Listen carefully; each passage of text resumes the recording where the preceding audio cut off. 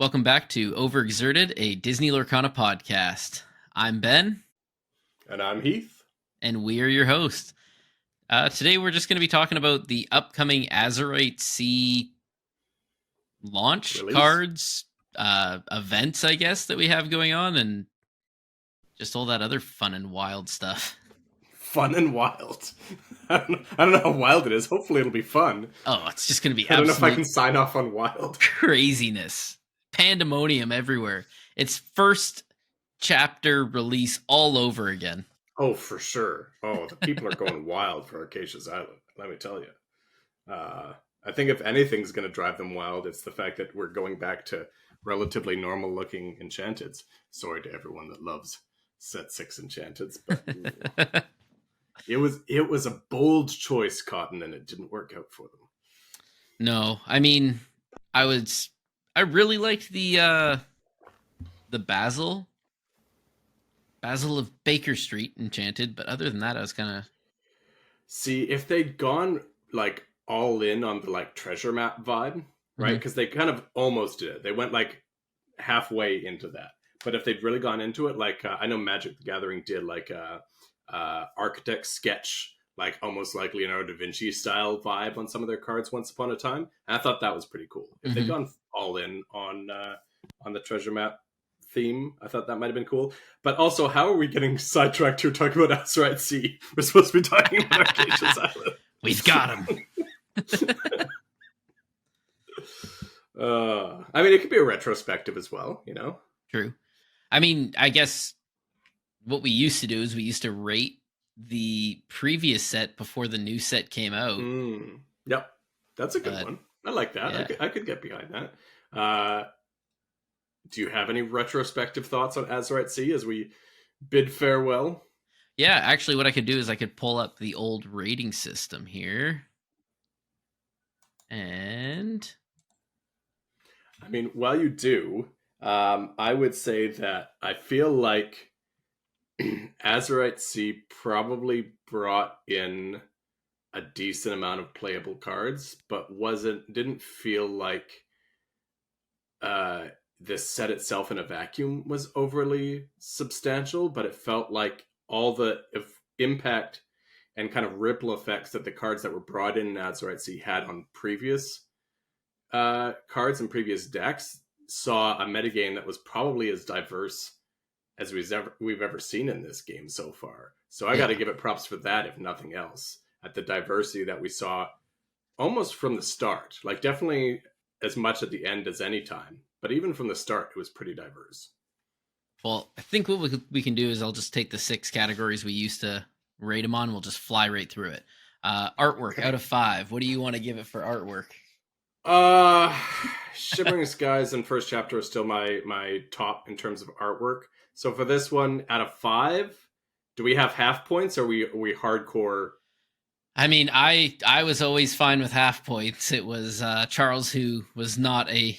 It must be Yeah, whole numbers. I would give it a 3.5 then. 3.5. Okay. What about you? I can't thinking back. There's not anything that I just absolutely fell in love with in the set. Simba was my like top art from the set. Yeah. Yeah. To be honest, just trying to think about them. I'm like, I can't even sit there and go like, oh yeah, this is what I loved. I think I loved that the Rescue Rangers got brought in. Yep. And those looked pretty decent. But Yep. I'd probably just go with a 4. I feel like so 4 is it, man. So you're just like 4 and above then. If this is not very decent, I can't remember anything. 4. I thought you'd be at like 3 at that point. Well, it's like Okay. it wasn't terrible. It's not my least favorite set. There have been sets that I wasn't a huge fan of, but I also have never given a set less than 4.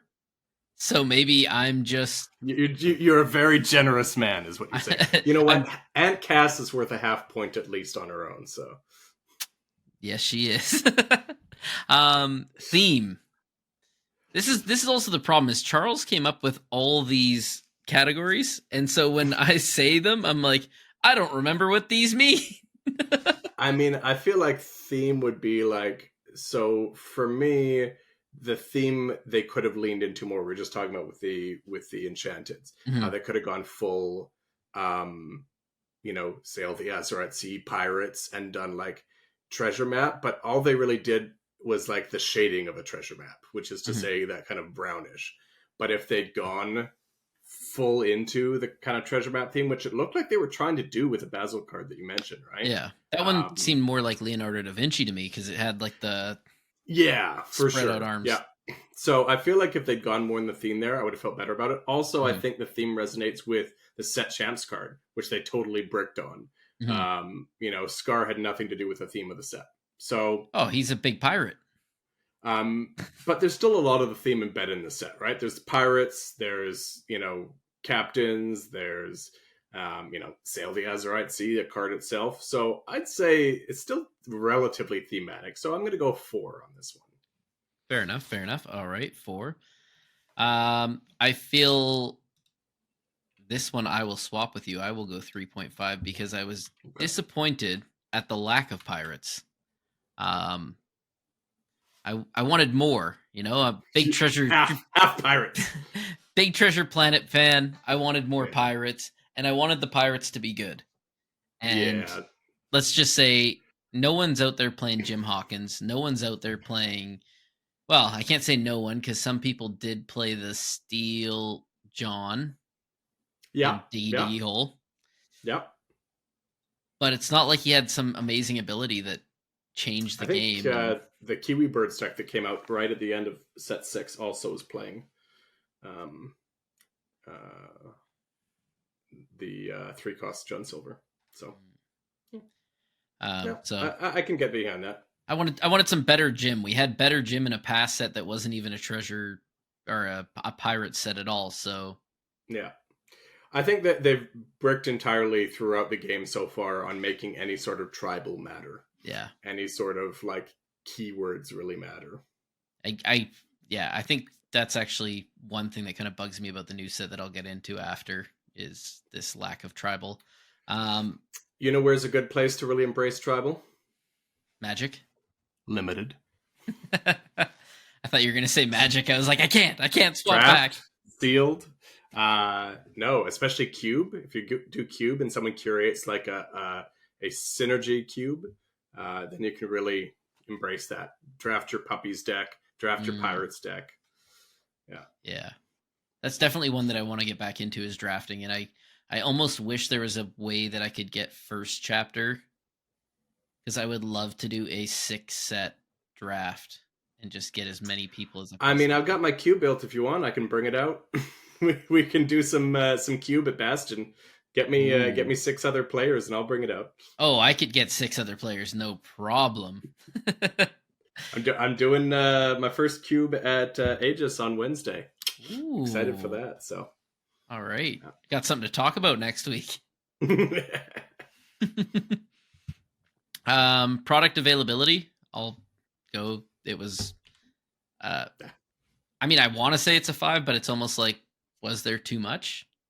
Yeah, right. Is it the right amount of product availability? Is that Um, that's also been an argument in the past is, with set the first chapter there was not enough and people yeah, swarmed it, and then with Rise of the Floodborn it got better, but then with like previous sets it just I started think getting Inklands is really the only one they blew out of the water in terms of availability. I think yeah. yeah, there was enough and maybe too much, but I don't think too much is necessarily a thing if Mhm. it's not like Inklands level where they have to manufacture a special kit for Costco just to clear out some Inklands. Yeah. Um, Or they have to do a Valentine's Day free giveaway to clear out some right? Just plans. to can we please give them away?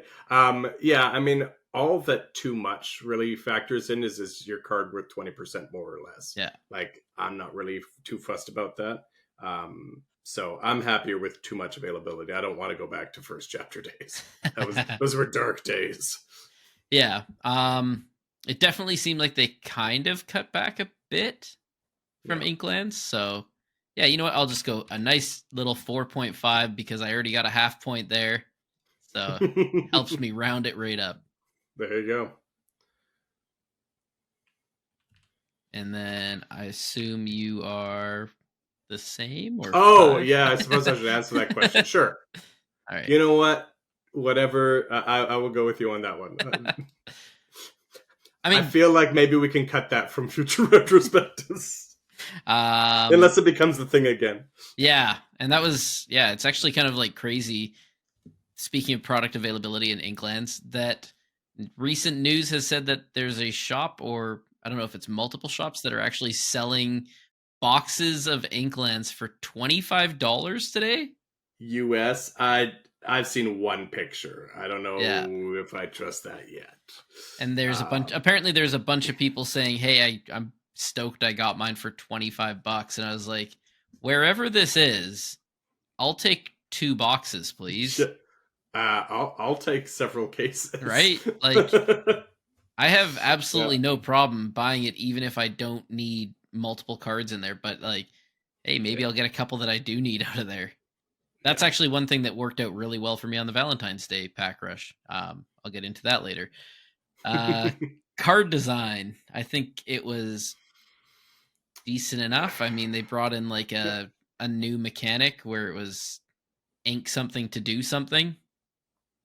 Yeah, and also they had more of the kicker, if you know magic abilities in there. When it comes into play, pay X amount of ink to do a thing. Hmm. Um, so I thought that was pretty cool. I think overall, in terms of card design, for me, it's just, does the set feel balanced? Does it feel at least semi-impactful? Um, does it feel like we get the essence of the ink colors in their cards, that type of thing? And I think overall, it did Hmm. fine with that. Um, I'm one of those, I hate rating things like at the top, so I don't think I would ever go a 5 on anything. And even 4.5 probably feels generous, so I'm going to go with a 4 on this one. All right. I mean, that's fair. I mean, I can't wait to rate this next set. Yeah. As an Emerald Steel player, I cannot wait to rank this next set. Retrospective on Dual Ink should be interesting. But as an We'll see y'all Emerald in 3 months. as as an Emerald Sapphire player, on the other hand, Even then, it's like, maybe. yeah. Now, if you're a Sapphire Steel player or a Sapphire Ruby, well, have I fun this mean, set, I yeah, guess. if you're a Sapphire player, you're eating good again. Woo! Yeah. I hope you guys really all enjoy your set championship cards while the rest of us are just trying to build decks. I mean, I'm in the camp of, if you can't beat him, join him. I'll be shifting over to Sapphire this set. Fair enough. Organized play. I think that went pretty well this set. I didn't see an issue. They shipped out the cards. Most of the cards came in good shape. I didn't really hear too many stories of I still cards think with that shouldn't have been dents. Scar. No. Yeah, the Scar definitely drops at a point. Yeah. So, and also, if you want to talk about outside of organized play, we got North American and European LCQs and Continentals Mm-hmm. during this set, which was pretty sweet, especially as one that got to attend one of them. I really enjoyed that. So Sorry, jealous. Benny.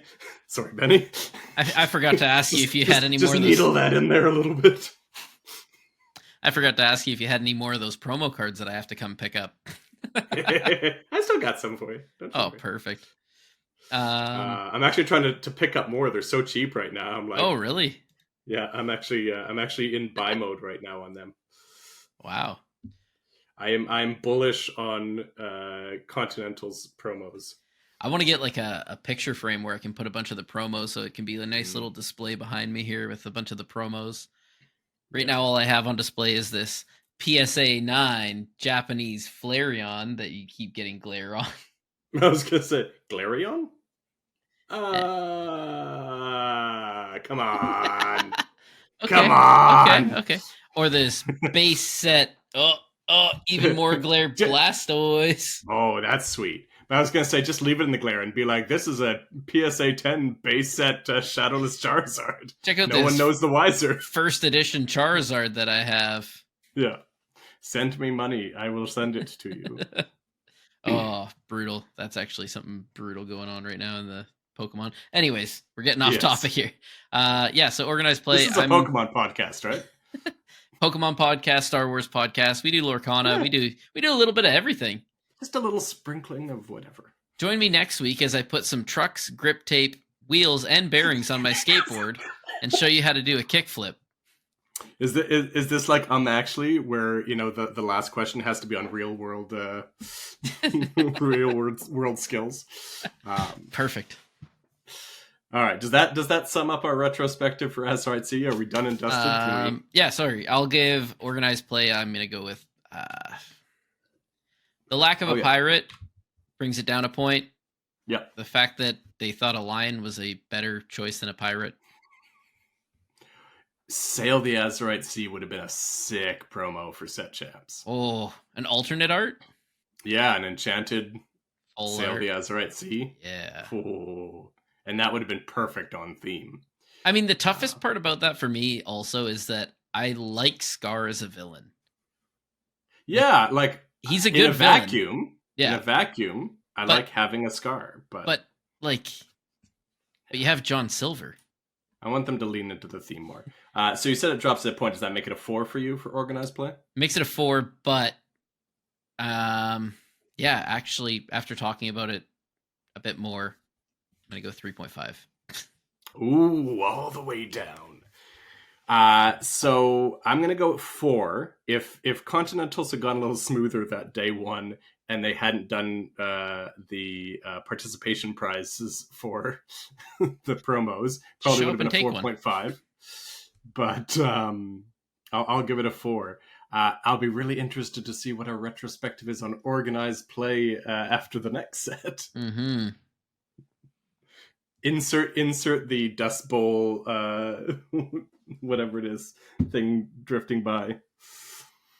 Tumbleweed. What's Tumbleweed? Thank you. I love that we both also tumbleweed rolling by.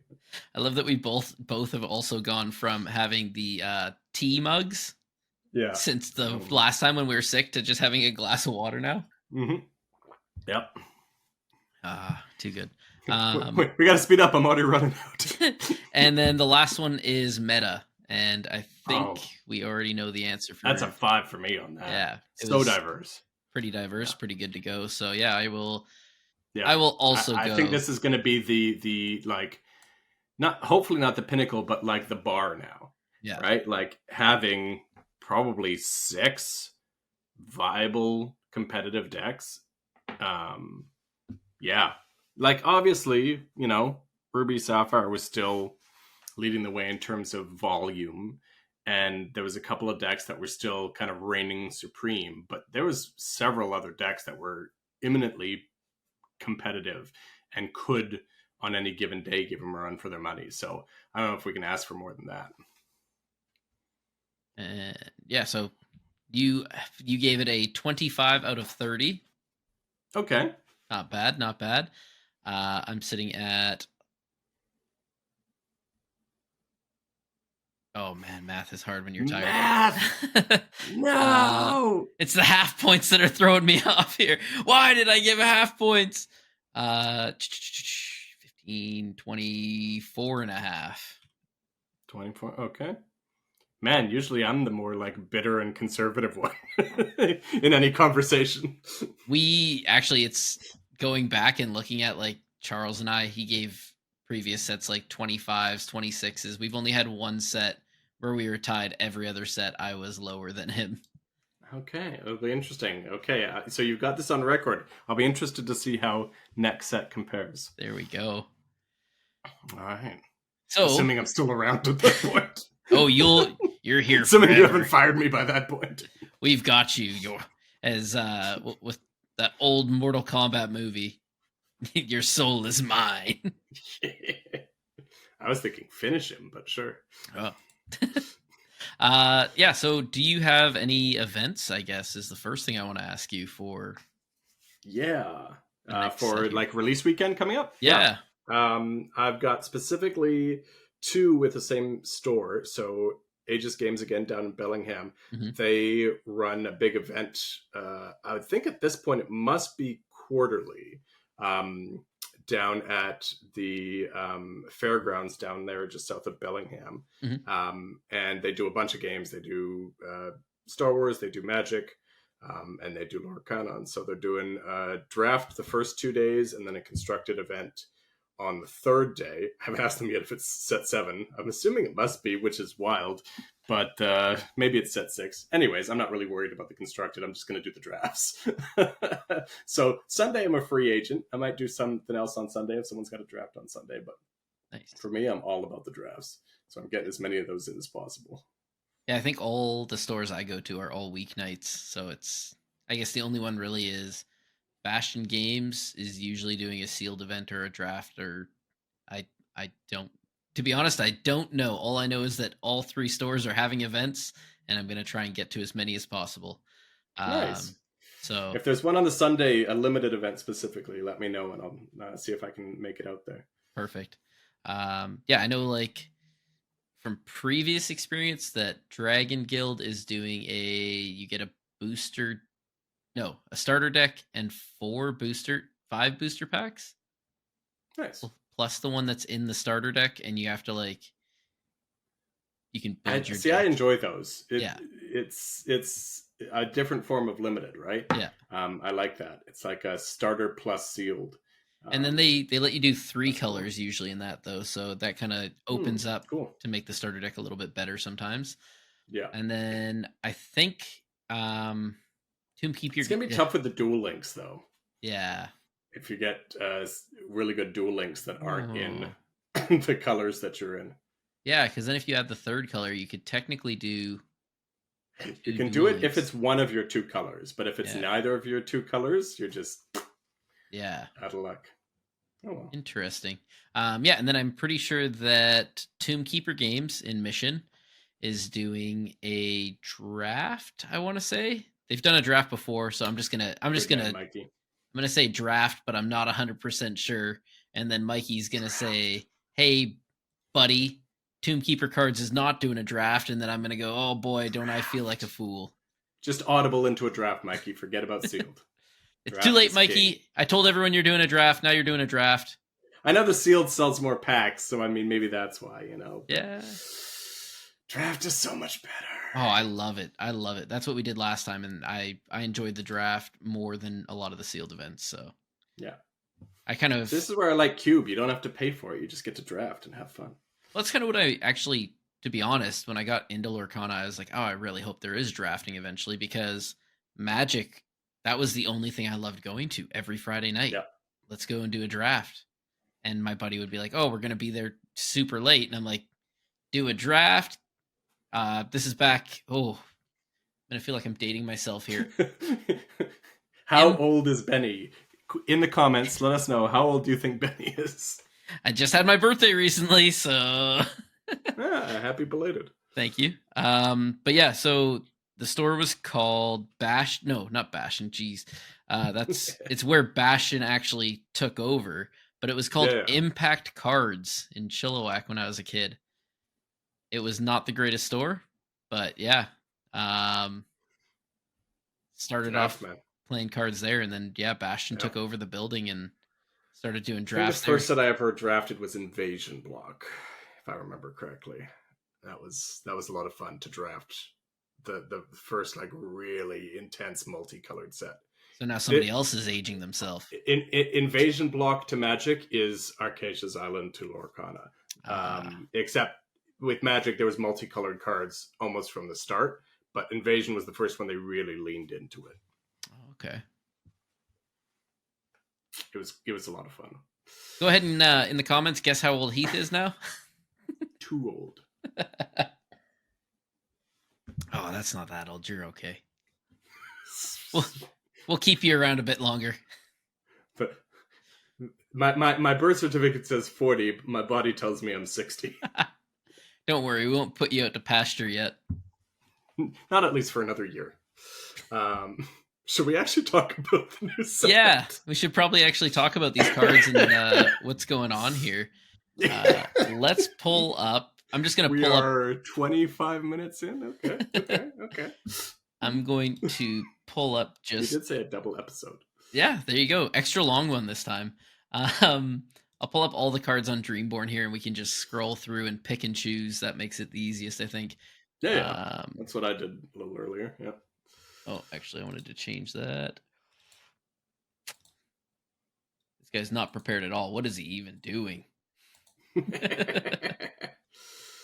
There we go. That's much better. I like that layout better. Yeah. All right. So you're gonna scroll a while before you find the first card I care to talk about. What about you?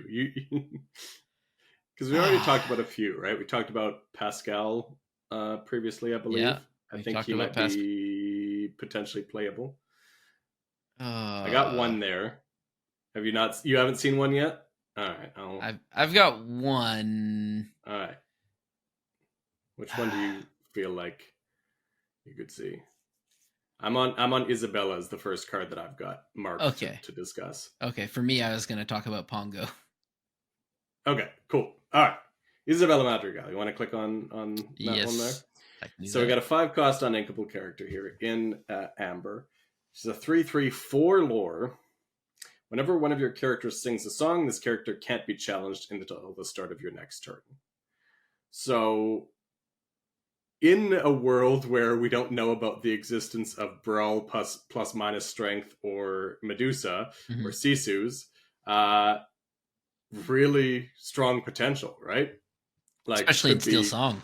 Amazing, right? Absolutely. This is where, and I won't drag the point out and talk about it anymore. This is where a lot of these cards with a lot of potential, yes, I know the whole meme is dies to Brawl, dies to Medusa, yeah. But now that we don't just have Ice Block, we've got the Sapphire Coil as well, which we'll get into, I'm sure. Cards like this just, this is going to be banished by, sorry, Disney, die to a Sapphire Coil trigger plus human Sisu. Or just straight up to a Medusa, right? You go this, they go Medusa.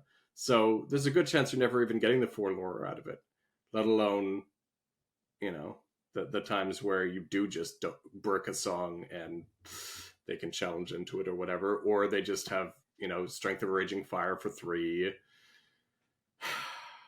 There's so many cards with so much potential is kind of what I'm preaching here that just get completely bricked by the fact that there's just such good removal in the game. Mm-hmm. So maybe at some point Isabella will have her time, but it ain't now. Yeah. I don't know. It's unfortunate because I saw that card and I was like, oh, yes. Steel Song, here we go. You guys can't do anything. But then it's like you read it and you're like, can't be challenged. And you're like, oh, okay, well. Yeah. Everything's that thing is, it's not even good in my world in draft because there's no good songs. Yeah. That's not true. There's like 2. But even the fact that it's like a 5-cost, I'm like, cool. So I get it out. I sing a song, can't be challenged. And if you're playing, Sapphire Ruby, you throw down what? Be Prepared? Yeah. Woohoo! Thanks. Yeah. I mean, that's assuming it even gets to quest ones, which is probably not happening. But what about Pongo? Pongo. Talk about the good boy. Look at this. Look at this good dad. Yeah. Pongo, 6-cost, uninkable, 5 strength, 5 willpower, 2 lore, with the ability at the start of your turn, look at the cards in your inkwell. You may play a puppy character from there for free.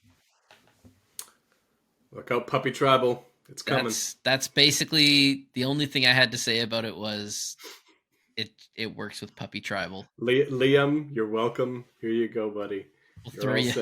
We'll throw you a bone. Yeah. Hey, there's another tired dad right there. Hard out to Pongo, man. Mm-hmm. You work hard, brother. Keep it up. With all those puppies, all those 99 puppies. So many puppies. But yeah, I don't see myself playing it, but I was excited to see more tribal cards getting in there at least. Yeah. They keep trying with the tribal, like you said before, but it's just not landing. And I think Puppies is going to be one of the first ones that actually goes somewhere. You think so? No, I think Ally Tribal You think? is going to be the first Yeah, one because there's so many allies. So as that's soon as true. they give us a good ally payoff, I think that'll be the first one that takes off. But going off the puppy thing, I do want to say there is one thing that bothers me. Oh yeah, that Bolt should be a puppy. Thank you. Thank you. 100%. I was Come on, like, guys. how is Bolt not Puppyist a here. puppy? And I actually went back and started scrolling and I was like, another dog. Nope. Yeah. Okay. Let's Yeah. keep going. Okay, wow, look at all the lack of puppies. Yeah. So, It's like it's a pet themed set. You got all these dogs. None of them mhm. get to be puppies. It's like, I'm sorry. Okay, scroll up for a second because I can't remember his name. Maybe Trusty doesn't get to be a Yep. puppy. He's That's pretty old. that's an But old dog.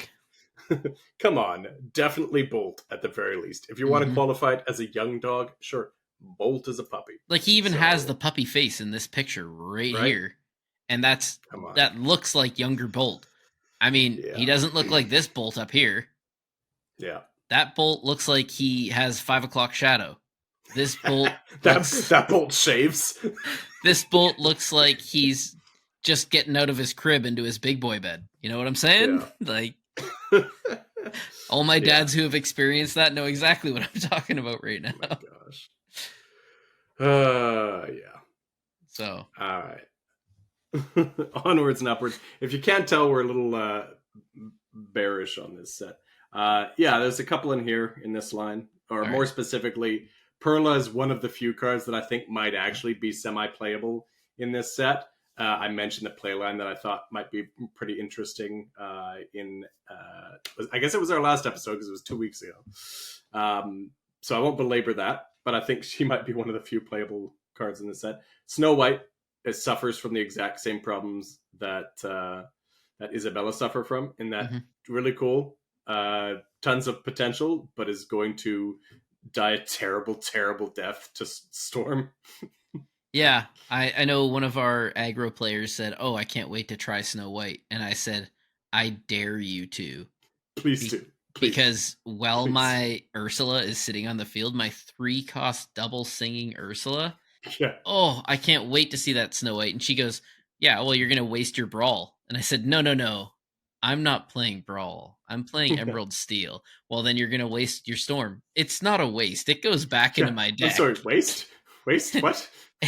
I Even if you're singing it once, you draw a card off of it. use, and even if you brawl it, that's still an ink advantage. right? Like, And it's like I use 1 to take out 2, and I get to draw 2 cards. I'll take that all day. I'll take that all day. What a waste, Betty. What a terrible, terrible waste. So I'm sorry to whoever said that. I'm sure you as we're trash talking one of your friends. This mini, I could actually see if it was an older set, a set back where we had a thing called Pride Lands with a Simba, where you got to reduce the cost of a character. You know, you get Mini out, you get Simba with the bodyguard and the Pride Lands out, and you just spam the board with 1-cost characters and quest for game. The problem is you run out of 1-cost characters really quickly. Oh yeah, you do. So she gets to quest for lore maybe 1 turn, maybe 2. And after that, you run out of cards. Yeah, I mean, she feels like a build-around card that... She's a card that I actually could see being potentially good in the future. Yeah. Which is to say, any type of card that's like scalable always has the potential to be broken. She could be in the dollar bin forever. But at some point, some type of combination of cards might come out there that make her playable. But I think she's got more future potential than Isabella. Isabella's the type of card that you're just investing too much for that fragile a card. Whereas Minnie, you're only investing 2, and she could definitely scale up at some point. But I will say, characters like this, though, that could be dollar bin characters for a while, are my absolute favorite characters to try and fill out a playset. Because everybody, oh, well, it's Mini, it's garbage, I don't want it. And then I just come in, I'll buy 4 of those, thanks. Throw them in my binder right away. Because who knows, you know? Oh, yeah. 3 sets. If you want to talk about Minnie Mouse Stonks, like, invest early when she's, $1, and you might get paid off.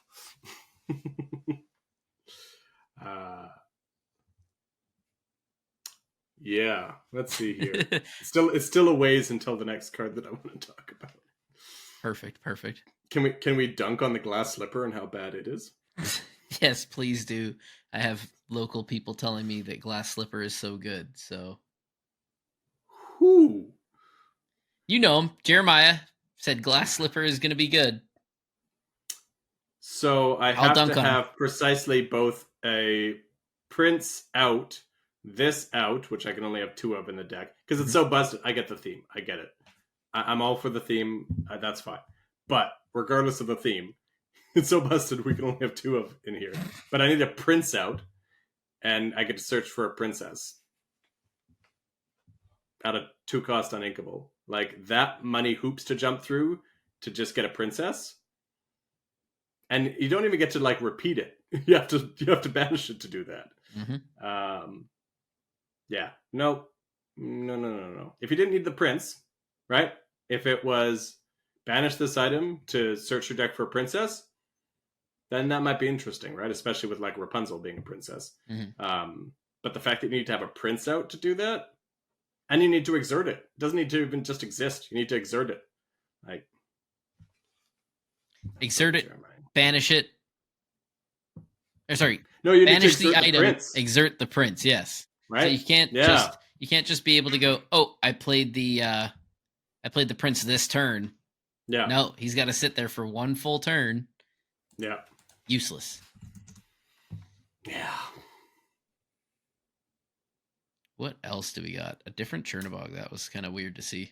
My next one to talk about is actually all the way down at Donald, the 7-drop. So if you find something before then, by all means. There's just like Raja, again, we've already talked about him. I think he's interesting. Bucky, man, why couldn't you just draw a card? Why couldn't you just be a better Maleficent? Why couldn't you actually just be the good Bucky that we know and love? No, thank you. I do not want to go back to those days. Thank you. You know what they should have done? They should have actually made a Bucky that shifted. They should have made a Buffy. They should have. Buffy the Vampire Slayer, now in Lorcon. They should have made a Bucky that could actually shift the previous one into something good. Make him playable again. 4-cost shift 1 Bucky. Yeah, this is all so bad. Penny, it's all so bad. All right, talk about your Dark Magician. So Donald Duck's not good. Let's just be very clear about that. It's just interesting, right? It's just like, okay, so 7-cost uninkable, like just forget about it for almost anything short of Be Prepared or Big Sisu, right? It just doesn't have a big enough impact for that. But it's interesting, right? It's interesting that they're playing around with the fundamental rules of the game like this. Also, just as a slight meme, it's funny that the lore counters now would not work. The 20 count lore counters are no longer valid when you've got Donald Duck in play. I mean, he fades most removal, right? He fades all the strength-based removal, short of like a multiple trigger Sapphire Coil. So I think it was Jared actually was saying it'd be cool if he had Ward. I don't think that Ward necessarily does it for him. It's just he's not really usable as a character. So like if he was a steel character and had like resist 2 or something, or resist 3, I'd be much more interested in that than in Ward. Because then you could maybe quest with him or something like that and not worry too much about it, and they're solely focused on this Donald Duck to get rid of him. But also it's gonna be really funny when someone gets too comfortable with having Donald Duck out, if they ever play him, and their opponents have like 22 lore, and they're just like, it's fine, they can't win for another 3 lore, and then they just remove Donald Duck. It's like, and I immediately win. So yeah, he's not good, don't play him, but I think he's interesting. No, you obviously play this when you're at 17 lore and your opponent's at 19. Yeah. You got to remove him somehow. And then they somehow deal 5 damage to this and play a go-go for 5 and quest for the last one. It's like, yeah, I can win at 25. Yeah. I mean, I was excited to see it because it's so far the closest thing I've gotten to a Kingdom Hearts card. Yeah. Yeah, I mean, I like the art. I actually like the art on this one more than the Enchanted. But yeah, I like the art. I like the theme. I like that they're messing around with something as core as the lore to win, but it's just not good. Have you seen? I don't know if you've seen it on Twitter yet, but there's a picture that somebody has put Daisy in a Dark Magician girl outfit because this looks like the Dark Magician Oh, from was that Yu-Gi-Oh. Mattified? I think it was Yes, Mattified. yes, it was. Yeah. Shout out to them, by the way. Oh, Sick mats. yeah, Sick. I would love to get my hands on some of those mats. I haven't had Namely, the stomach yet to inquire how much they charge for their services. yeah. So I'm like, I would imagine it's a lot. It should be. Like it would. I would expect it to be a lot because I think that they are great. I would love to get my hands on like a B prep because that was like my go-to card back in the day. Every single time too. Like I would play it. Came Zeus one was sick too. Oh yeah. If you haven't checked out Mattify, anyone that's watching this, I don't know how you see this and don't know about Mattify, but yeah, check them out because they are sick. They do custom foiled out mats, especially when they like doing the braided edges around the sides. Yeah, sick. Just good looking mats all around. Yeah. So there's 2 cards on this line that I think are going to be good for aggro. What's your thoughts on kind of either or both? This is my family. Show me more in terms of potential aggro decks. Yeah, this is pretty good, especially because it can be sung for one. Yeah, it's knowledge and wisdom. Yes, yeah, I think this is better than gathering knowledge and wisdom. Yeah. I don't know if that's actually going to play out that way. So but I feel the fact that it's a song and the fact that I'll trade 1 lore for drawing a card in an aggro deck. Yeah. Like. And 2 cost uninkable, but it can be sung. Yeah.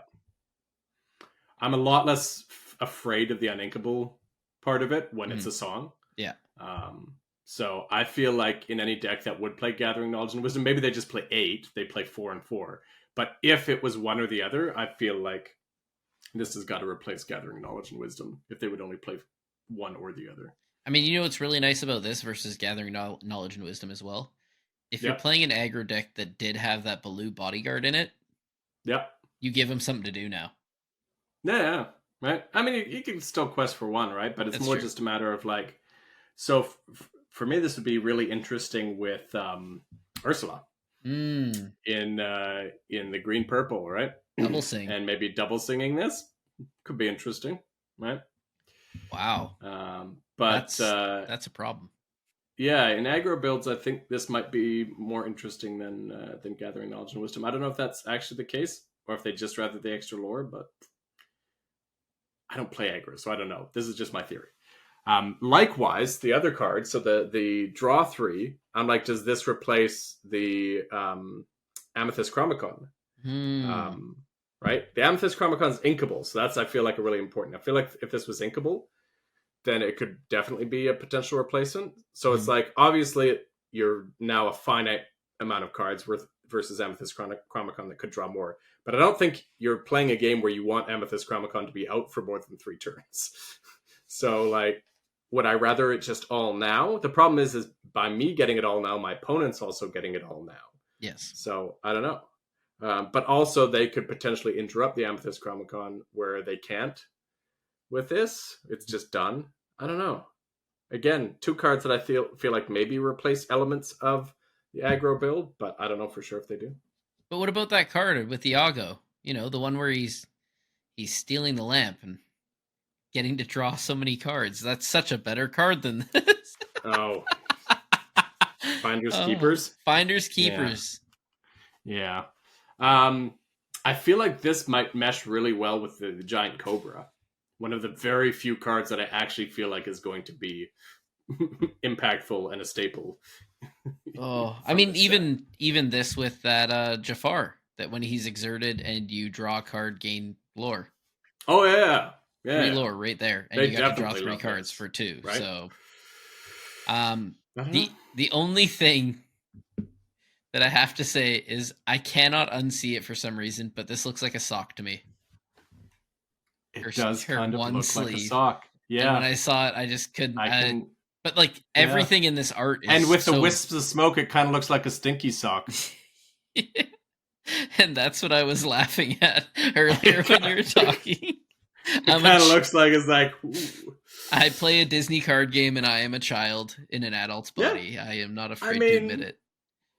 yeah, But we're fine. but the rest of this, like in the mirrors, that Yeah. is absolutely gorgeous art. Yeah, right? Art with an art, really, Yeah. in this card. Yeah, I got to Um, give him props for that. And I think the Enchanted is really nice with this as well. yeah, I wish we could pull that up. I Come think on. this is one where I like both pretty well for their own merits. Mhm.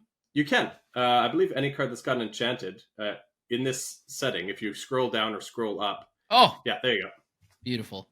So this one, I Wow. really like all the trees and all that, but it doesn't have the element of the other one. So I Mhm. feel like on their own, I like them both for different reasons. Yeah. Right? A lot of the Enchanted, I feel like I'm comparing one to the other. Mhm. I feel like I almost look at these as having their own merits for different reasons, right? Fantastic. Yeah. So yeah, I feel like this is the kind of card that could get cracked by a deck. This one definitely feels like it's got potential. I also do want to give a shout out to this for a separate reason. This is probably, as far as artwork goes, probably one of my favorites. And all my locals are gonna, I know I'm gonna hear about it all week after I say this. This is one of my favorite arts for one of these. I feel like I need a drum roll here or something. Like you're sandbagging the reason here. For the entire family of madrigals, for the entire I've completely forgot the name of the movie because I'm always Encanto. Encanto. I'm always telling people that it's not one of my favorites, and I don't so hold it good. in high regard. How dare you? Yeah, this is actually going to be one that I say I actually really like the art on this one. So okay. I know I'm going to hear about it all week. Oh, look at that! He actually had something nice to say about Encanto for once. I really like Encanto. Specifically, that song is a banger. I think I actually have another one. Do you have any others that you're seeing here that stand out to you? Okay, you want to pronounce for me, since you're a Treasure Planet fan, the name of the character after Drizella here? Grunge? Grunge? Grunge? I'm taking a guess here. Okay. Grunge could be interesting. I don't actually have him on my list, but since we're scrolling by, Grunge could be interesting. Is he better or worse than Dr. Facilier's cards? I was like, oh man, I haven't watched in a while, so I need to know how to pronounce it. And I type in how to pronounce Grunge, and the amazing geniuses at Google Overview or AI Overview said the word grunge from Disney's Treasure Planet is pronounced as grunge, and it didn't say how to pronounce it. It literally just wrote the. Look at this. Thanks, that's so helpful. I really love that. Not even phonetically or anything. Just straight up wrote his name out all over. Obviously, it's pronounced as grunge. I mean, you read the name, it's self-explanatory. Why are you asking me? I think I got better things to do. It's like groan, but as a child would say it, groon. And it's like grunge mixed together, so you got grunge. I mean, I have no reason to contrast your viewpoint on that. I just can't believe that they didn't even give me like, hey, this is actually how you pronounce. Like, okay, I guess how I read it is how I pronounce it.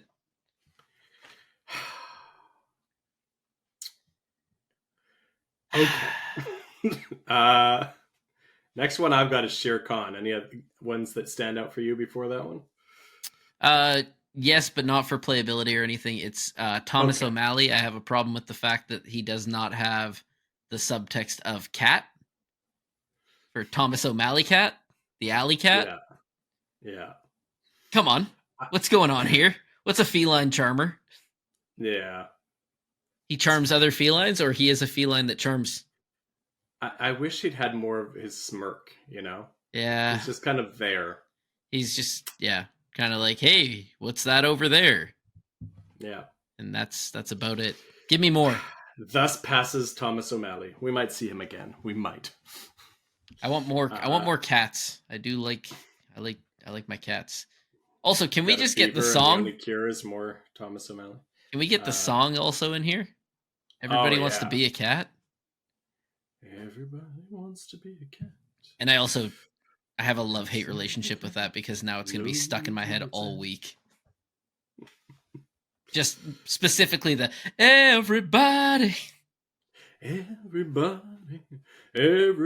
wants to be a cat. Everybody wants to be a cat. There is some troubling aspects of that song, if you remember. Yes, that's I started drumming and I was like, gloss over those. Let's just not do the drummer. So Shere Khan, again, another card that I don't think is going to be particularly good, but someone could crack it. I'll be honest, I'm not much of a cook. I'm not much of a deck builder. Mm-hmm. I feel like I can tweak existing builds, get that 55th to 60th card. So I'm definitely not going to be the one to do it, but I see this as a card that has potential, which is to say when you play this character, discard your hand. Well, first of all, there's going to be future cards that benefit you from you discarding. Yeah. That kind of thought process already exists in other TCGs where you gain benefits from discarding cards. Mm-hmm. So this could be a card that capitalizes that on the future. But let's just talk about now.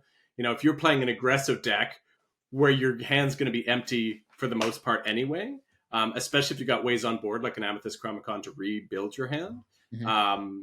This could be interesting, right? It avoids both Medusa and Brawl, again, minus Sapphire Coil. And it survives a decent amount of bodies, right? There's a lot of small bodies hanging around these days. Yeah. So it survives that. I mean, it perishes to Fox, which is unfortunate.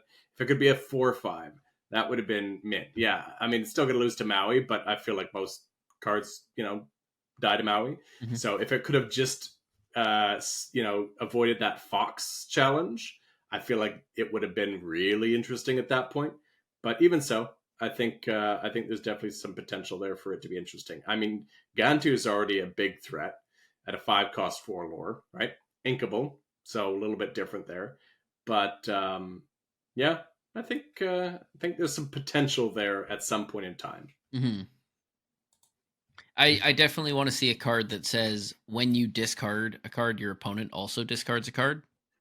Mm-hmm. Could be that, or when you discard a card, gain a lore, something like that, right?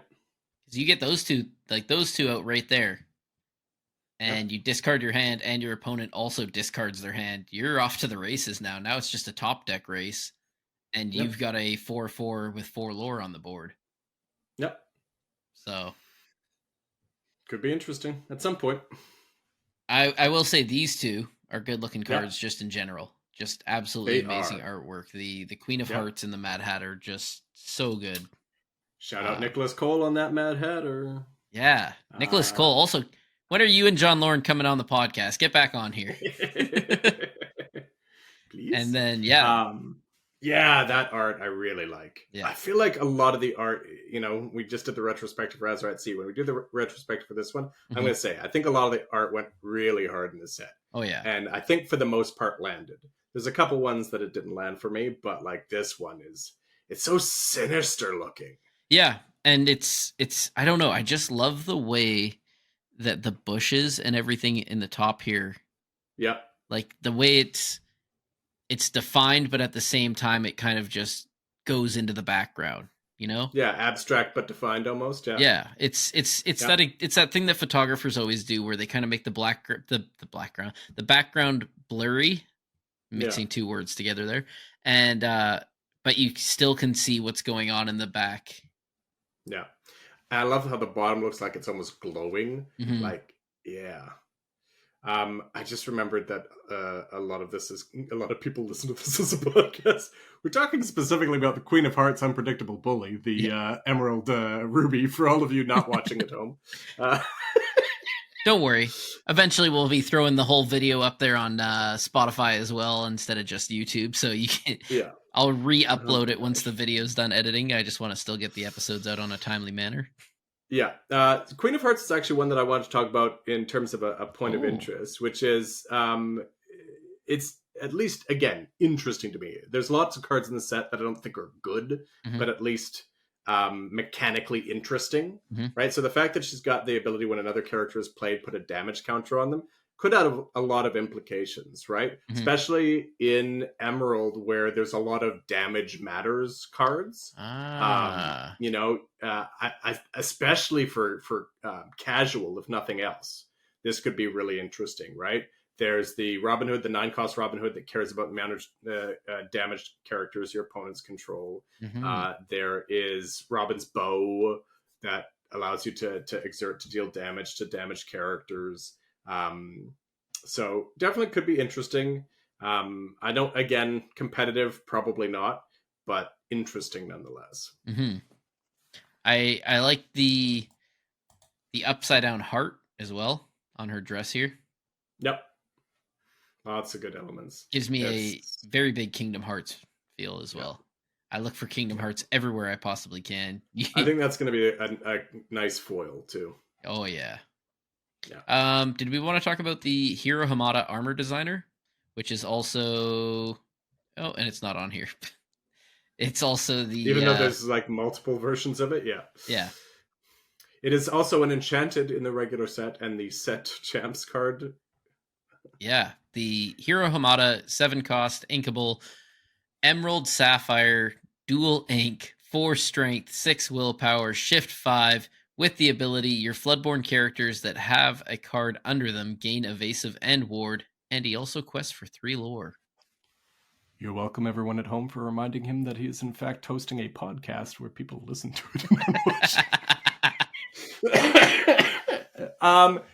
Interesting. Again, another card that is interesting. I don't know if it's going to be good enough, Mhm. right? I think that we probably. I was going to say we need a better shift target. The 3-drop one isn't bad per Mhm. se, but even so, like the 5-cost shift is probably too late to really hit the ones that you care about, which is, if we could give Diablo ward specifically, obviously he already has evasive. Mhm. If we could give Diablo ward, that would be really interesting.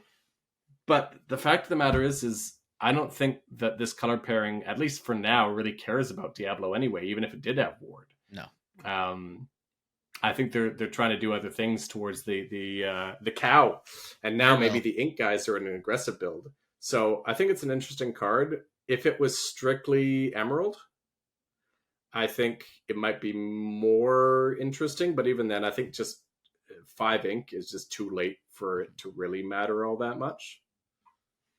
I I'm I looking mean, it's forward evasive and ward when you shift it, so that's pretty cool.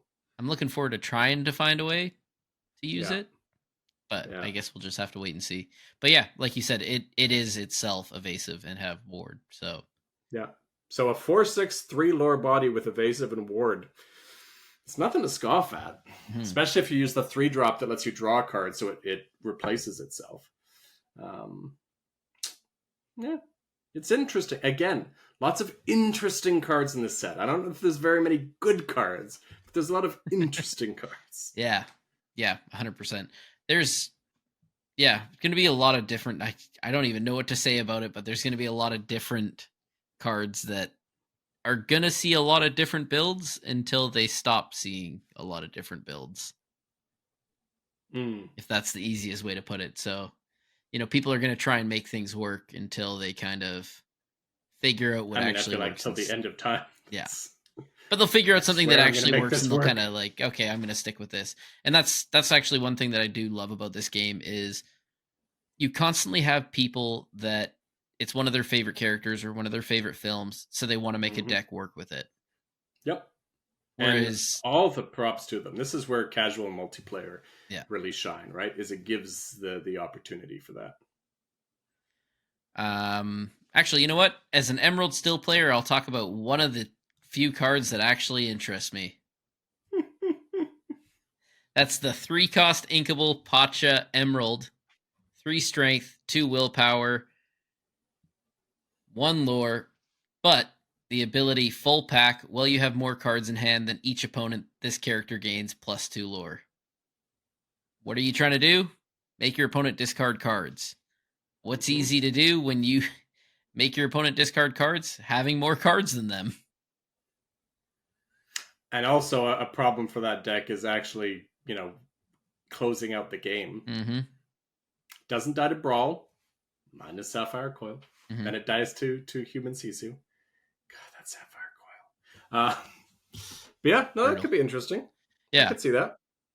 The 3-drop spot is pretty crowded in that deck, though. Mm-hmm.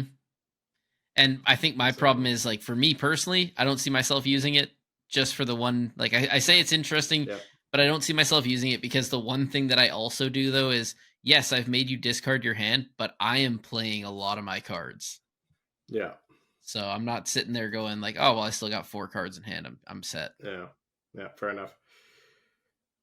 Do you want me to start scrolling again?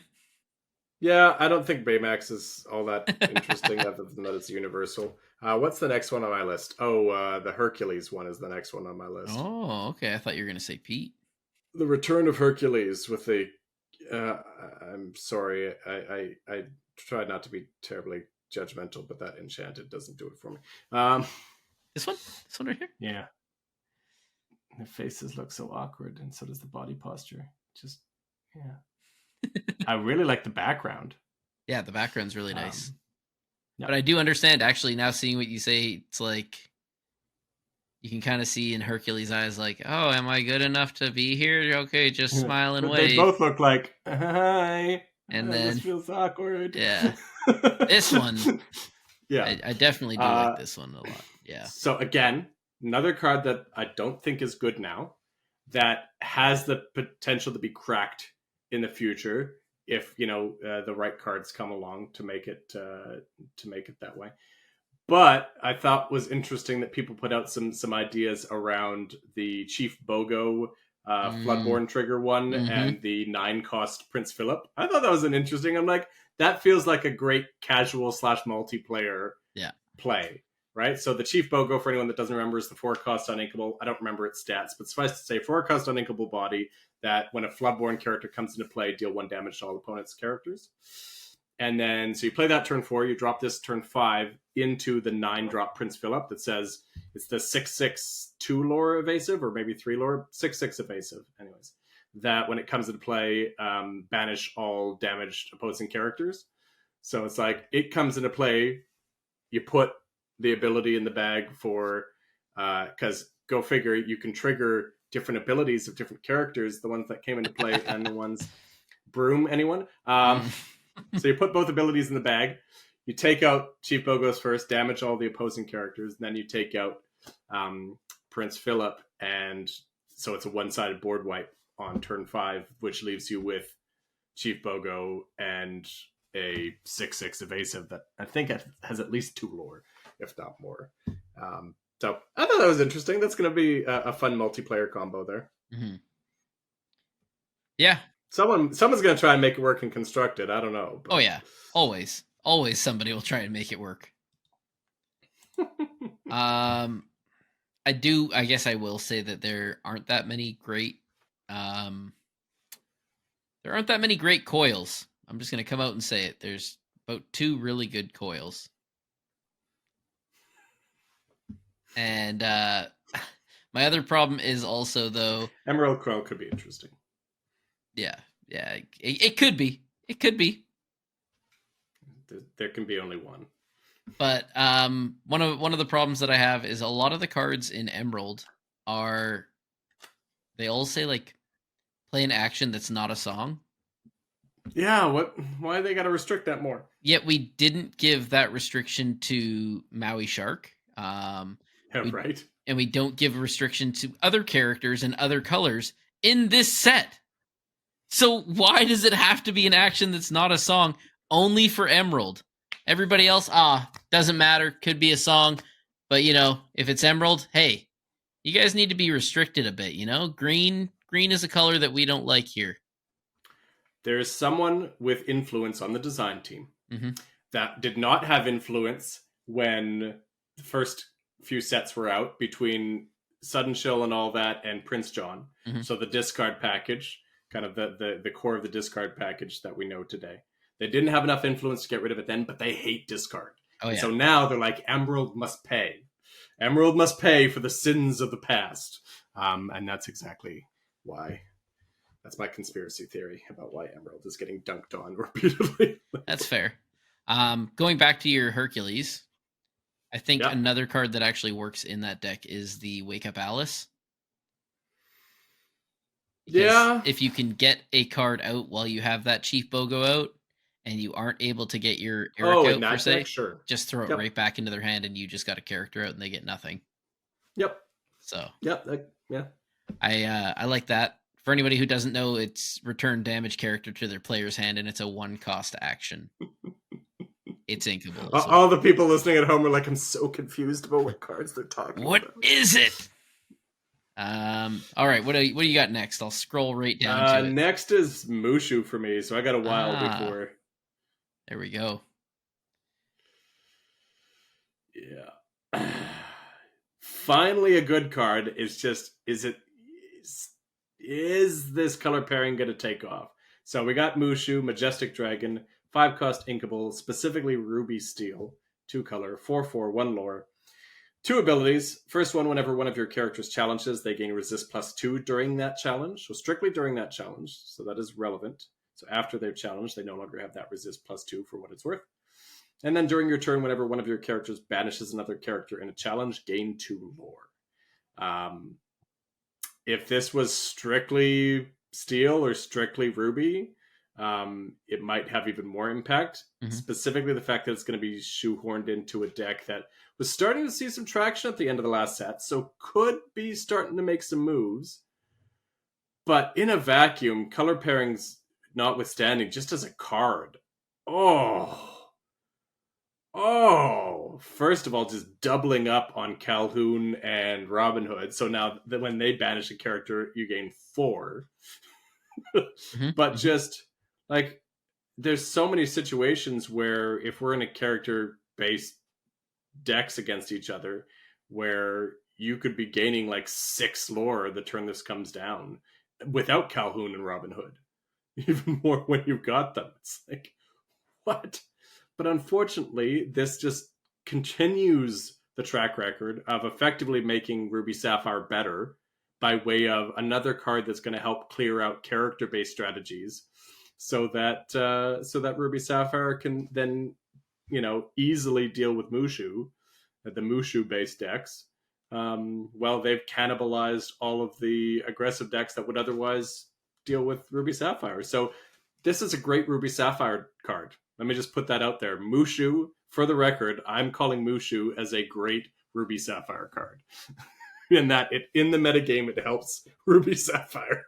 Yeah, well, it kind of like you said, it eliminates a lot of their competition. So it's a great card, but yeah. Fantastic artwork with the Mushu actually blowing the fire and then casting his own shadow. I love his eyes in that artwork. Yeah.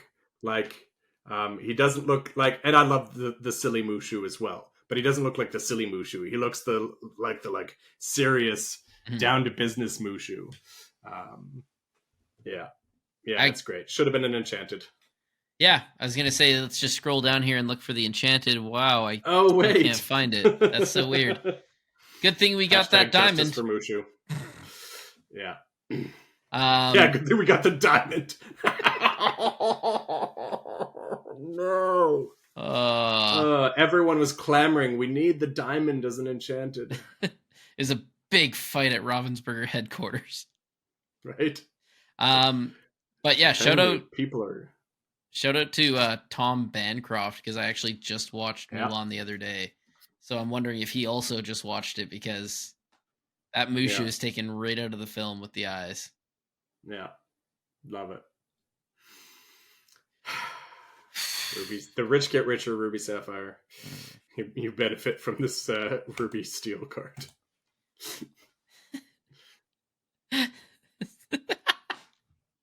Sorry, it's a great Ruby Sapphire card. Mushu is a great Ruby Sapphire card. Seeing Sir K just makes me laugh, because I was like, I love it. Gosh. I love it Such when characters that people don't fully kind of latch onto or remember get a card. Yeah. But it's just the first thing you see is an owl in charge Pshaw. I gotta read the flavor text more. I find I don't read it enough. Oh, I don't either. So scrolling down and like having it catch my eye, I was like, why? But yeah, that Mushu actually, I guess to add on to that is if you played that old Shift Aladdin where when he challenges a character, you gain 2 lore, they lose 2 lore. That's a 6 lore shift on a banishment, and he has resist 2 then. Yeah, looking forward to my multiplayer deck. Throwing in, I guess I'm going to make a Ruby Steel multiplayer deck. Yeah, that could be Thebes and Mushu and Aladdin and something to boost his strength, like I don't know, maybe Ruby some coil? Sort of coil. Yeah, no thanks. You throw him at Snuggly Duckling, you boost him with the Ruby Coil, and then Aladdin swings with that Mushu on board, and next thing you know, it's an 8-lore shift. Actually, it'd probably be more, because isn't it you gain, 5? 5, yeah. And then the extra 2, so 7, minus them getting 2 loss, so that's a nice I can chunk. build dream scenarios as well if you Hey, I'm the king of convoluted. It's definitely happening. King of convoluted over here, If I have these 5 cards and then these 2 effects. Yeah. And hey, I mean... and my opponent has disrupted none of them. I mean, Ruby had this great card last set. A lot of people will remember it. It was called Maui. And I want to talk about this other new card called Maui Radigan. Jr.? Maui Jr., the 4-cost inkable 3/3, 3 strength, 3 willpower, with the ability, whenever you play an action while this character is exerted, gain 1 lore. So, not as good, Maui. Yeah. But at the same time, if you have both of them out, you're gaining 2 lore by playing actions. Doesn't feel good. Where do you feel like this fits in? I don't know. It just... I just don't like it. You don't like that it exists? Yeah. Why are we throwing in another one of these? And why is this one when you play an action while this character is exerted gain a lore? Shouldn't this be an action, not a song? You're really beating the drum on the anti-emerald hate here. So where I think this actually fits in, because I don't think this fits in a Ruby Sapphire. Maybe there might be an aggressive build, like existing Ruby Sapphire, the non-Din, more of the Sailor build, right? I don't think that fits in there. The 4 slots spoken for, and it's just not strong enough for that. Where I think this actually fits in is I mentioned the Ruby Steel deck that was coming on near the end of set 7, or set 7, set 6. Specifically, if you haven't seen I think it was the Southside Gaming. They had a tournament near the end, like a couple of weeks ago. Where one of the feature matches had this Ruby Steel deck that just went off with Maui Half Shark and the song, Steel Song, 3-cost song that gives your character resist +2, and if it's a hero, it can challenge ready characters, right? So we sung with Maui with that card, and then played the 1-cost inkable red or ruby action that allows you to ready a character, but they can't quest for the rest of the turn. So he played that on Maui, challenged a character, banished it, readied the character, banished, readied, banished, ready, banished, right? Because he kept getting the 1-cost back. And then with the final challenge, he got back the song for the next turn, so he could do it all over again. Meanwhile, every action that he played, he gained a lore. Yep. Now combine that with this, with Mushu, all of a sudden that could be, again, now we're talking about dream scenarios, we're talking about 5 cards there, but none of them are essential other than those 2 cards, right? With something, but you combine those things and that could be really interesting. So I feel like that deck is more interested in playing a lot of actions for Maui, and winning off the back of Maui. So Radigan could fit in something like that. I don't know. Who was it? I think it was someone online on Twitter was saying that they were getting a lot of interesting playtest patterns on Radigan. I can't remember who it was now, but there was at least one prominent Lorcana player that seems to think Radigan's gonna do some damage. So we'll see. Is it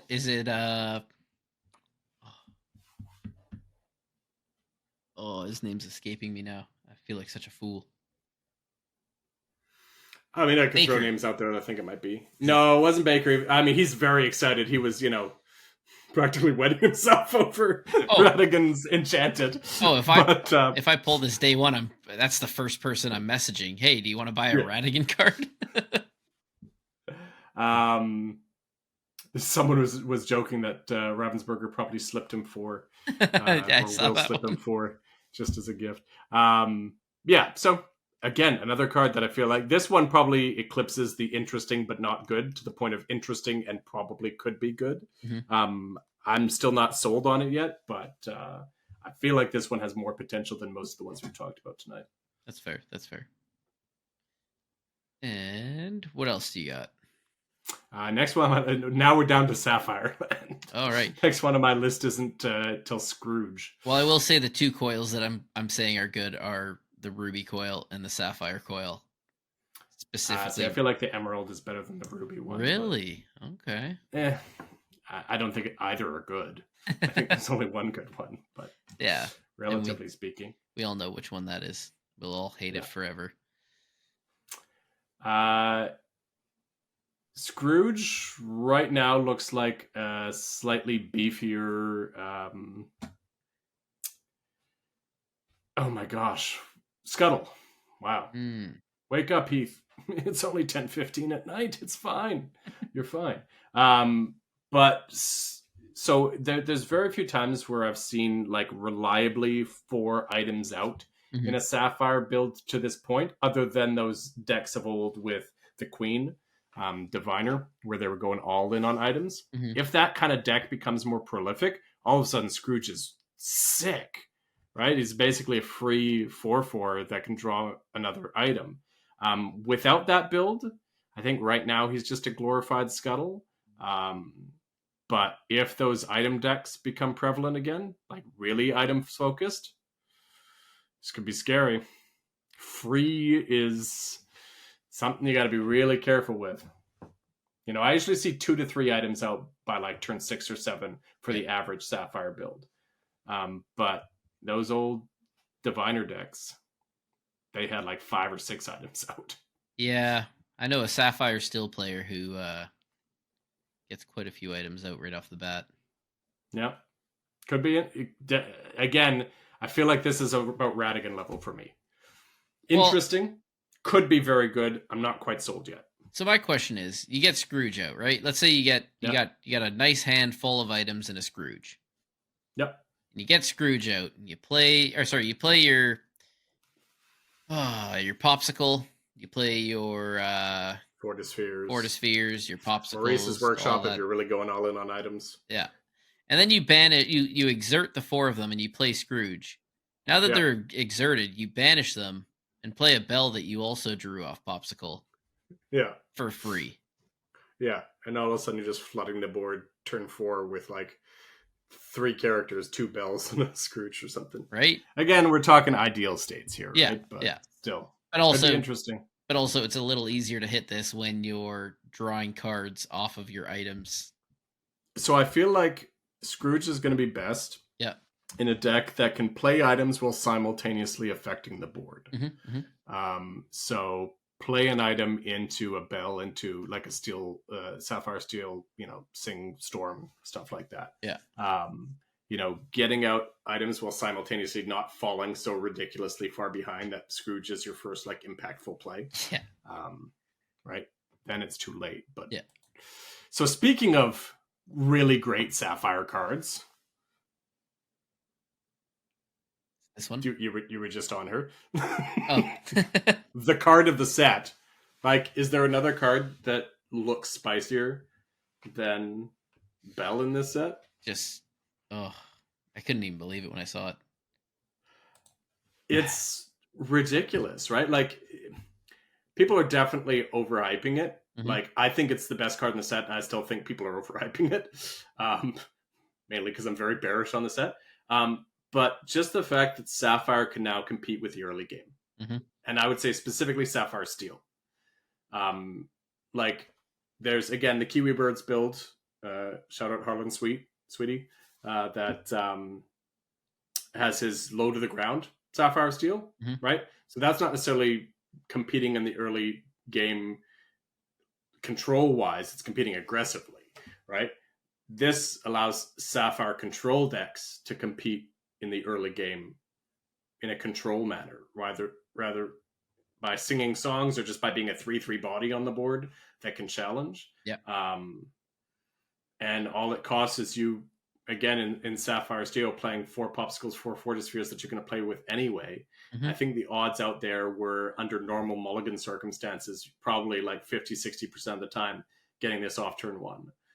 Yeah. So Feels really good when I throw down a Diablo and get ready to shift him just to watch you play Popsicle, draw an extra card, banish the Popsicle, throw down this bell, and prepare to throw your Storm Rage on next turn. Feels yeah, it's like I already fantastic. got to deal with that with Amber. Now I got to deal with this with Sapphire. Yeah. This is bull.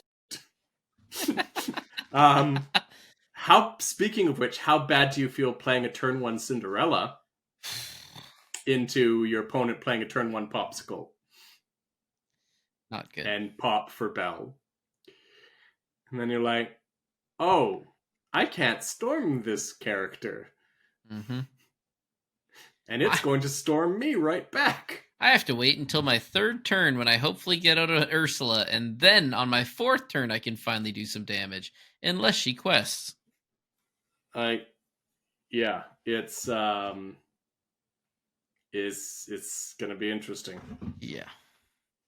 So this is one that I feel like is not broken, but is very good. Very good. And I think probably the best card in the set, in my mind, in terms of how impactful it's going to be. Like, it is not the strongest card in the set. That's probably 3 cards down.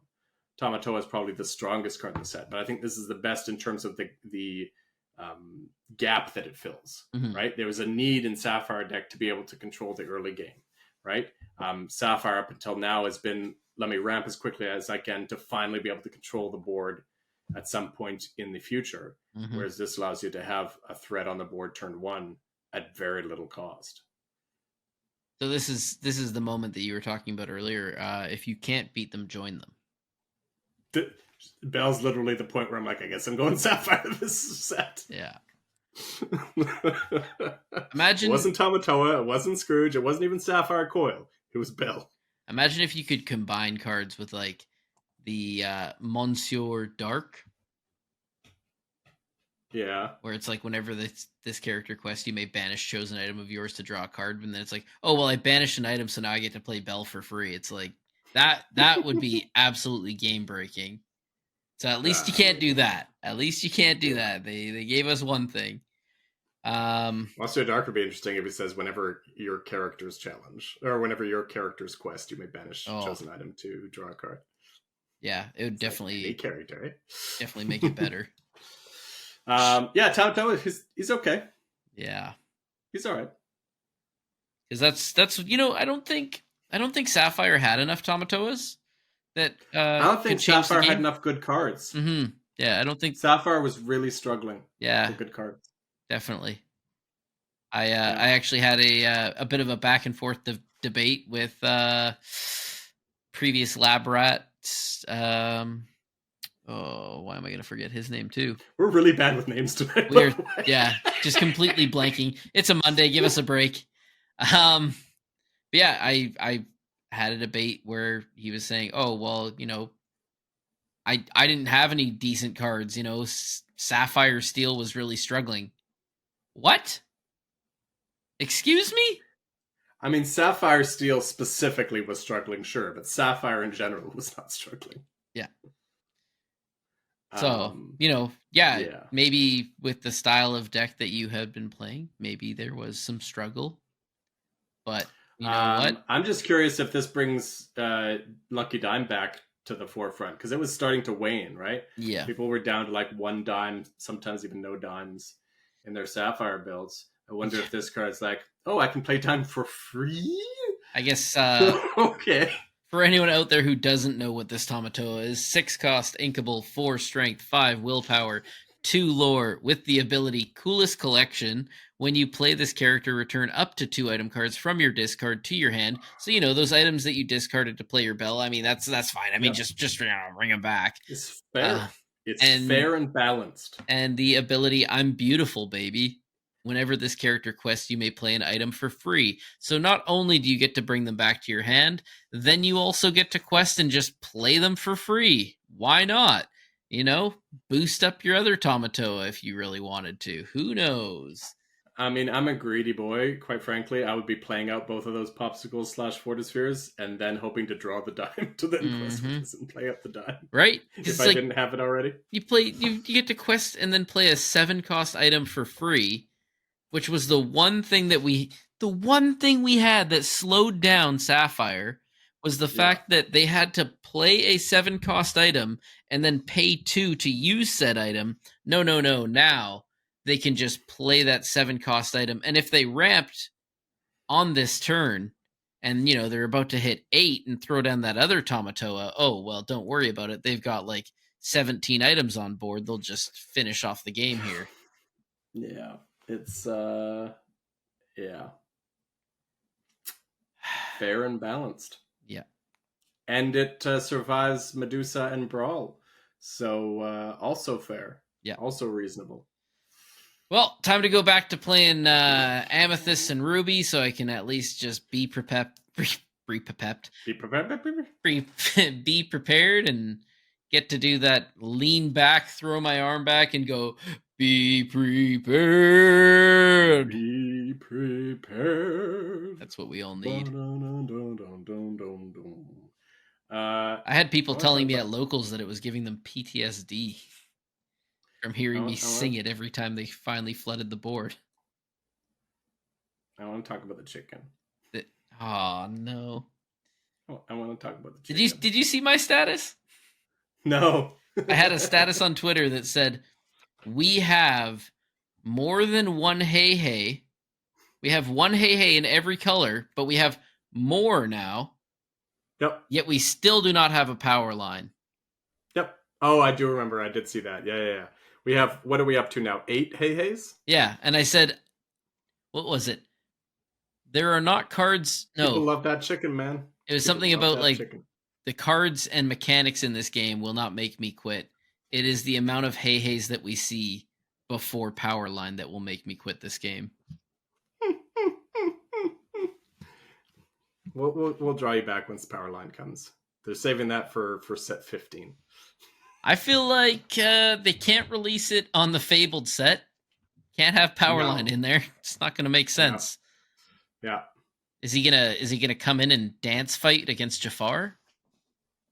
I feel like if they have some like futuristic type set, yeah, that would be an interesting point for a power line.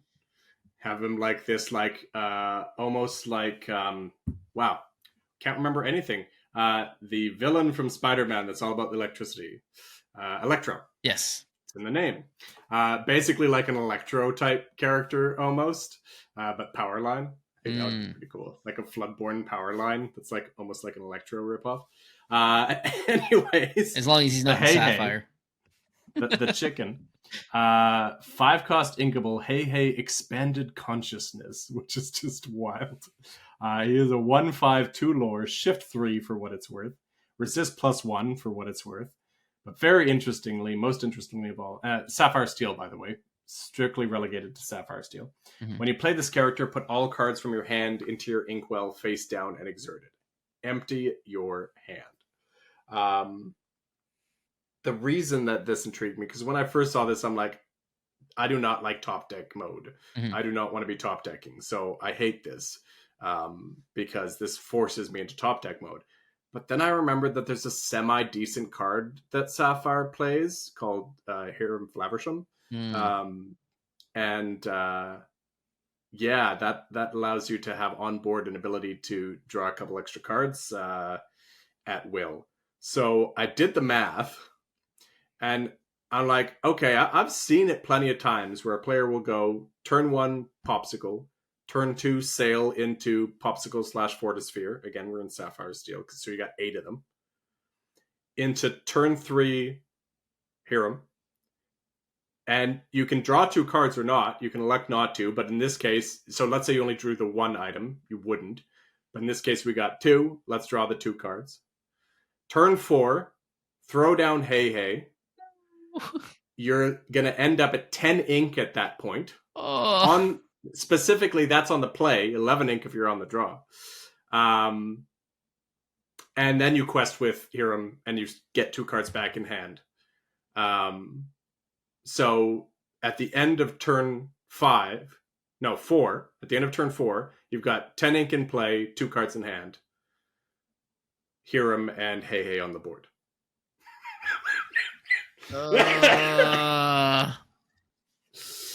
And someone said, well, what if someone removes Hiram? I'm like, well, then obviously you don't play Hey Hey at that point. Mm-hmm. At that point, you've got 6 cards in hand. Presumably, you've got something else to do, or 5 cards. Yeah, 6 cards because you haven't played Hey Hey yet. Mm-hmm. You've got something else to do. Yeah. And if your opponent's kind of stuck and, you have multiple items, you can also just, oh, look at that. I quested my Hiram and I drew 2 cards and, oh, wow, amazing. One of them was a bell. Let's banish another item and throw her down for free, too. Yeah. So I thought that was an interesting play line.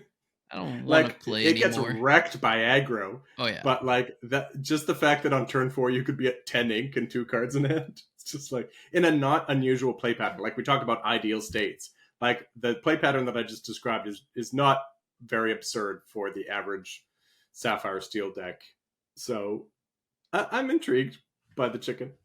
I will say that this is actually one of my favorite Hey Hey arts, just for the little the little I like the monocle there. He's got Hey Hey with a monocle. Yeah, the little wealthy boot covers, the monocle. Yeah.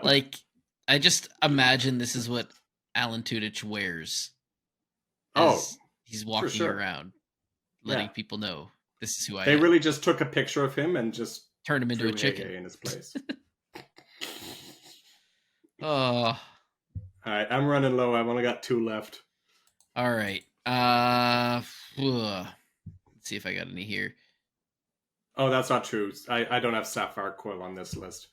Let's not beat a dead horse about Sapphire Coil. It or Bell are the 2 best cards in the set. Yep. Sapphire Coil 2 cost inkable item. So, hey, the place that needs items, so let's give them an item. During your turn, whenever a card is put into your ink, well, not the first time, but whenever, in the one that ramps, you may give chosen character -2 this turn. So you can make your, make all your Sisus and Brawls just so much more better. The fact that this plays perfectly into a turn 3 human Sisu, right? Turn 2 Sapphire Coil, turn 3 human Sisu, get rid of anything 3 strength or less. You're probably not going to play that. You're probably going to want Sapphire Coil, maybe, after you've done a bit of ramping already. But still, I think it was Knive that was joking on Twitter about brawling a Maui half shark. I'm I think he's referring to you playtesting Sapphire Coil. Why? Yeah. Hey, you guys got Ice Block? What if we made it better? What if we made it inkable and better? Because that was really what was holding Ice Block back, was the fact that it was yet another uninkable in a deck that plays a lot of uninkables. Now make it inkable and better.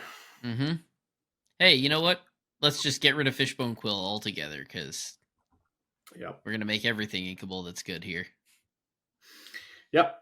The rich get richer. Gotta join them. It's Sapphire Summer, man. Sapphire Spring. All right. Let's see. What else do we got here? I've only got Gontu and Mickey Mouse left as my last 2. Okay.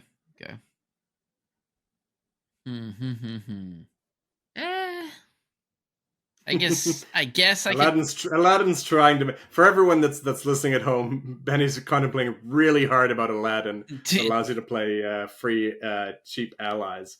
This is what I was talking about, where if they have a good payoff for ally, I think this is trying to be, but not quite there yet. Yeah, I mean it helps out with your SME.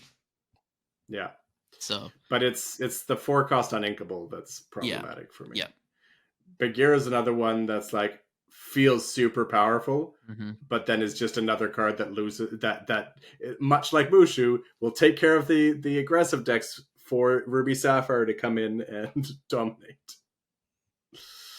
Yeah.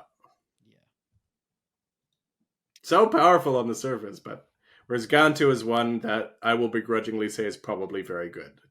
When I first looked at it, I'm like, this kind of looks trashy, but is probably pretty good. Hold up a second. Oh, okay, never mind. It's Pleakley. Yeah. I was like, in the background, is that a broom? We didn't get any broom support. No, it is an alien-shaped broom. I was starting to think, wait a second, did Clement get a job? Oh, no. Oh, no. Where's all the brooms? He showed up in a Pokemon tournament recently, by the way. Yeah, I did. He's like, let me go scam another TCG for a while. I didn't know if I wanted to touch on it, but yeah, he recently put out his unapology and then immediately jumped into a Pokemon tournament. So, I swear, guys, I definitely thought that was the rule. I've played hundreds of games of Lorcana competitively, but I swear I thought that was the rule. Yeah. Gantu, experienced enforcer. 4-cost uninkable, 2/4, 1 lore, just steal. When you play this character, characters can exert to sing songs until the start of your next turn, and each player statically pays 2 more ink to play actions or items. The fact that they included items in there, I think, is what's going to take it off. The fact that it's both. Mm-hmm. The 4-cost uninkable still kills me. I still feel like I like Pete better than this, but it's definitely interesting. It could really be problematic. Someone compared it to Thalia from Magic, where it's taxing them to play actions or items. I don't know. What do you think? I think I actually like it for the Emerald Steel deck because most of the time you're singing songs in Emerald Steel. You're not playing actions. That still counts as playing an action, though. But it says this doesn't apply to singing songs. Oh, that might help if I read the rest of the card. Eh? God, reading the card explains the card. Yeah. This doesn't apply to singing songs. Sorry, I thought they had to pay 2 when they sang a song. Yeah, I didn't read the rest of the line. So it's going to make Brawl more expensive. It's going to make Sapphire Steel have a tougher time to play their items. So Steel Song likes this then. Mm-hmm. So specifically, they get their singing out of the way before they play Gantu. Mm-hmm. Then they play Gantu. And then when it comes back to their turn, they can sing with abandon. And meanwhile, it's taxing the opponent's actions and items. Yeah. Could be interesting. Yeah, it definitely helps with them not being able to sing songs also for a turn. So yeah, the 4-cost uninkable is the thing that kills me, but I think I can probably get around that. I think it's probably going to be pretty good. Yeah, just make it a 3 like a Pete. Come on. Yeah, I think they probably didn't because this is a lasting effect instead of Pete's 1 turn. Yeah, but there's plenty of times where you just need it for the 1 turn, right? Pete especially. Yeah. Yep. Now, I know your last card that you want to talk about is definitely Mickey Mouse. Yeah, it's another one of those interesting but not good, probably. It could be, right? Someone's going to find a way to try and crack, or going to try and find a way to crack it. But, yeah, Mickey Mouse, Inspirational Warrior, 2-cost uninkable, 1/1, 1 lore. During your turn, when this character banishes another character in a challenge, you may play a character for free. Really loves the 0/1 Diablo, by the way. Yeah. Mickey loves 0/1 Diablo. But otherwise, I mean, how many characters are you realistically banishing in the meta other than Diablo with 1 strength? So you're probably going to need to bump his strength somehow, maybe with that Ruby Coil that you love. But even then, like, you've got to have a reasonable character in hand to put out for free to warrant paying a card and the tempo for this. Someone's going to try and crack it, and smarter men than I, smarter players than I, will probably find a way to crack it. But it seems mid to me right now. I think the thing that's kind of throwing me off is, does he have a nail board for a weapon on his back? I have no idea what that is on his back. That definitely looks like a stick with a nail going through the top of it. Is Mickey playing The Last of Us over here? He is on his way to being the new Neiman. Is it Neiman? Man, terrible with names tonight. Negan, thank you. He is working towards his Negan phase. That's nail one of many more to come. There you go. Yeah, I know I've heard a couple people say that they're gonna try and work something around with this, and you know what? All the power to you. Good luck. I really wish you the best. My Diablo will sit there staring at you while you can't swing at him. Oh my gosh. As I prepare to sing Storm Rage on. Yeah, right? Like, it dies horribly to turn 1 Cindy with Storm, right? Yeah. I mean, I feel like they could have done some justice and given it, like, Resist 2. That would have been interesting. But, yeah. I do want to give a shout out to one of the worst cards out of the coils, and that's Steel Coil. During your turn, 2 cost uninkable. Yeah. Uninkable. This would be way too powerful. It was inkable. Are you kidding me? Yeah. During your turn, whenever a card is put into your inkwell, you may draw a card and then choose and discard a card. Fantastic. Too powerful to be inkable. Yeah, definitely one of the best. It lets you just siphon through all your cards there, find the best ones so you can play them, not hold on to them. You got 60 cards in your deck. You don't need all of them, clearly. You only need about 3 to win the game. And, you might as well just ink the rest. Who's Shanzei, by the way? In the flavor text, as the coil clicked onto Shanzei's arm. She is the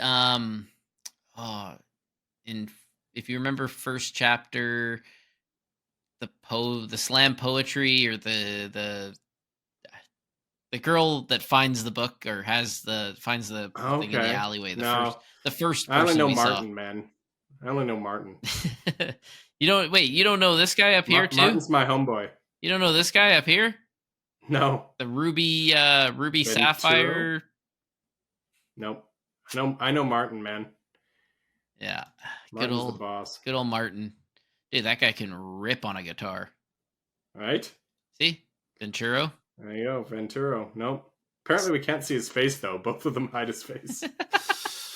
All right. Who could it be now? We're an hour and 43, and we lost everybody like an hour ago. Yeah, and clearly... If you lasted this long, please comment below, because I'd be really impressed. Clearly, we all know that the best coils are Emerald and Amber, because Martin's using them. Go Martin, man. Your redemption arc is here. Yeah, exactly. He's the best. All right. Well, let's let these good people go free now. They've sat through our torture long enough. There you go. We can talk about release weekend more next week. Yeah, exactly. I guess we have like one more week before it actually starts hitting. So yeah. All right. Well, thank you for tuning in and venturing out with us on this magical journey. Check out our Discord in the show notes. And you can find us on Twitter and Instagram at Overexerted Cast. Have a great week, and we hope you'll join us again soon.